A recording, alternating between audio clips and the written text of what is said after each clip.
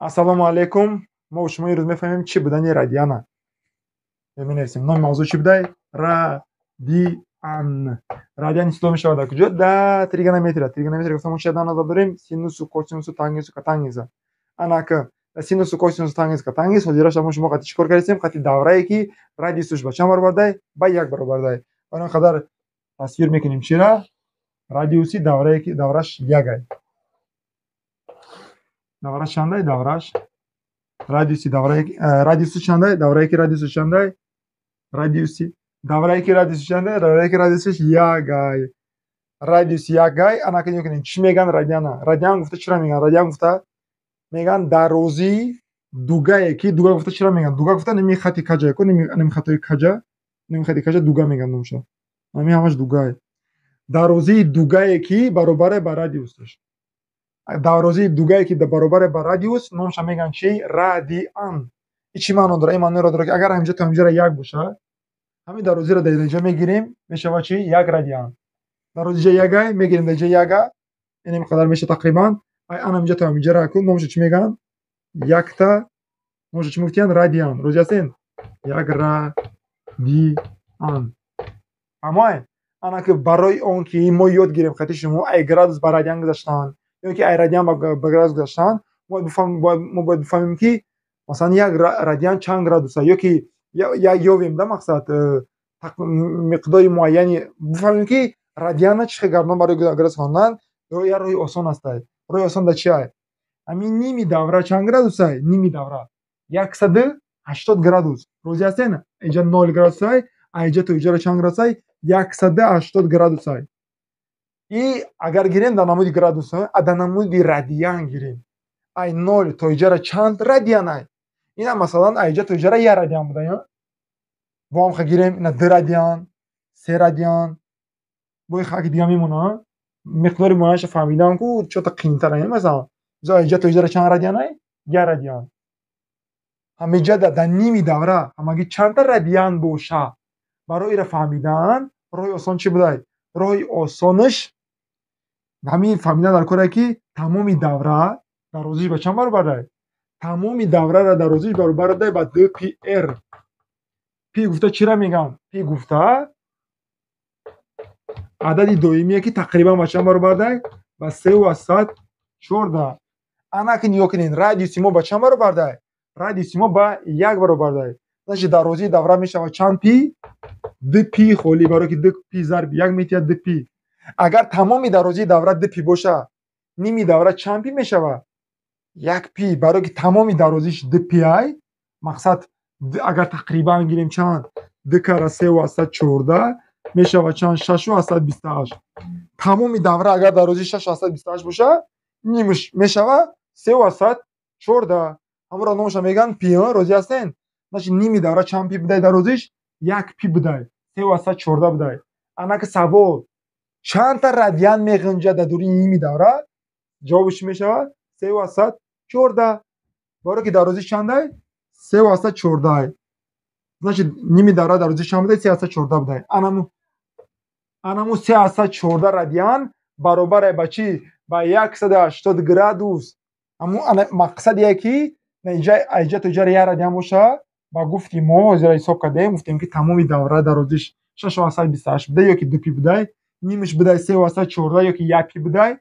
Агар нимиш 1 пи боша, значит дар ҳаминҷа чандта радиан меғинҷа? Ятаи 314 та, ина 1 та, 2 та, 3 та ва хаки дига. Ана ки мо метавонем гуфта ки 314 радиан баробар ба чӣ? Ба 180 градус. Леки одатан ин хел наменависанд. Мо менависанд ки 314 ба ҷои 314 чӣ менависанд? Ба ҷои 314 менависанд пи. Маънош пи баробар ба чӣ? Ба 180 градус. Ана ки ира ки фаҳмидем, метавонем ира кор кунем. Якчандта мисол кор кунем. Ҳозира шама хати шумо фаҳмидем ки пи радиан баробар ба чӣ? Ба 180 градус. Ҳамаша доятон гирем. Тамом. Пи радиан баробар ба 180 градус. А пи радиан чӣ маъно дорад? Ин маъноро дорад ки дар ними давра 314 та радиан ай. Ана ки ё ки 314 та радиус ай. Маънош 314 та радиус ай дар гирди ними давра ҷо кардан мумкин ай. Пи баробар 180 боша, ана ки ё гирифтан дар кораи чихе 30 градуса ба پی گردونیم چی میگم با رادیان گردونیم چخه مثلا 50 گرادوس با رادیان گردونیم چخه 60 گرادوس با رادیان گردونیم چخه 40 گرادوس با رادیان گردونیم همه ای آسان برای که ما استفاده می‌بریم وقتی شما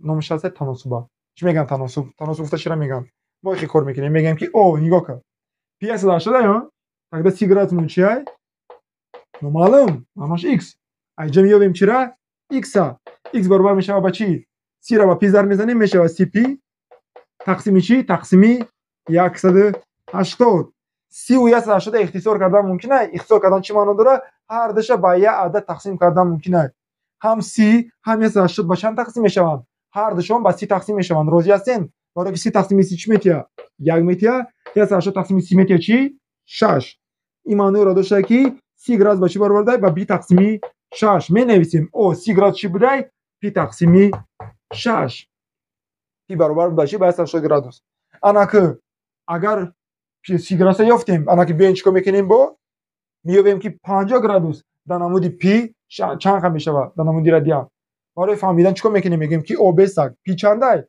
180 گرادوس тогда 50 گراد چنده 50 گرادوس x روزی هستین هر دفعه همین کارو میکنیم برای x یافتن چیکار میکنیم 50 رو ضرب میزنیم با p میشه با 50 تا p تقسیم چی میکنیم تقسیم 180 اصلا نولو رو میتونیم سر خط بزنیم برای که هر دوشون با 10 تقسیم میشه 50 تقسیم 10 میشه 5 180 تقسیم 10 میشه 18 5 و 18 اختصار میشن اختصار نمیشن در اون قدر جواب چی میشه 5p تقسیم چند 18 این معنی را داشته که 50 گراد با چی برابر است با 5p تقسیم 18 انا که میفهمیم که 60 گراد چنده برای 60 گراد گرفتن با همون کارو میکنیم میگیم 80 گراد pی از 60 گراد باشه چی ای x برای x گرفتن چیکار میکنیم 60000 میزنیم با p میشه با 60p تقسیم میکنیم با چند با 180 برای کار آسان کردن میتونیم که نولو رو خط بزنیم انا که هم 6 هم 18 با چند تقسیم میشوند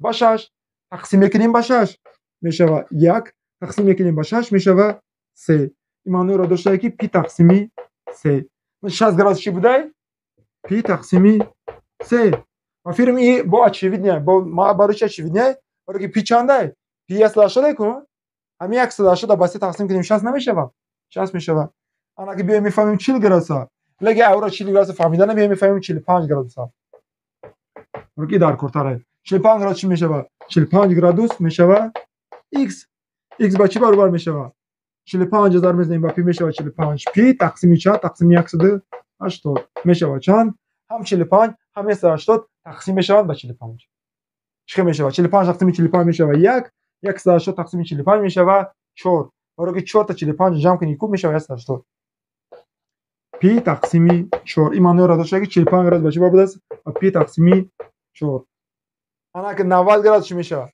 90 گراد очевидно بده نخواهی خودتون فکر کنید نه سوال همین 90 گرادوس